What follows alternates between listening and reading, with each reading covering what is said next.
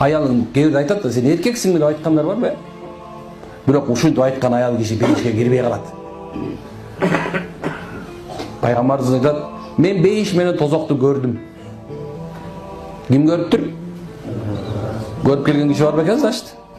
Ким көрүп келиптир, пайгамбарга дейт. Ким тозок менен бейишти көрүп келиптир деген сурооң болсо, аны ук. Пайгамбар Мухаммад Мустафа саллаллаху алейхи вассалам Ме'раж кечесинде Алла Таала пайгамбарыбызга тозокту дагы бейишти да толугу менен көрсөтүп койгон. Ошон үчүн ичинде азаптарын дагы бейишти рахаттын баарын көрсөтүп койгон. Качып кете албайсың уже. Болду, ушундай нерсе. Анан пайгамбарыбыз Абу Бакырга, Умарга, Усманга, Алиге, Билалга бүт барын бейиштеги ордунан айтып келип тургандан кийин капаланып калды.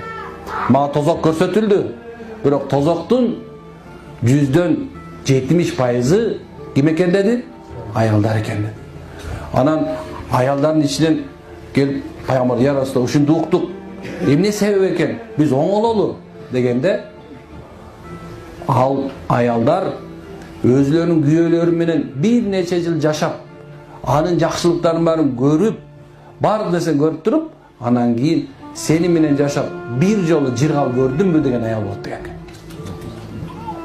Сени менен жашап бир жылга жыргал көрдүмбү, бир жолу жыргатып койдуңбу деген сөздү айтат экен. Ушу сөз менен ал аялдар жөн эле аялдар болбойт экен. Алар намаз окуган, орзо туткан, ажылык кылган, зекетин берген, Куран окуган, зикир чалган, хижаб кийген, паранжа тагынган аялдар болот экен.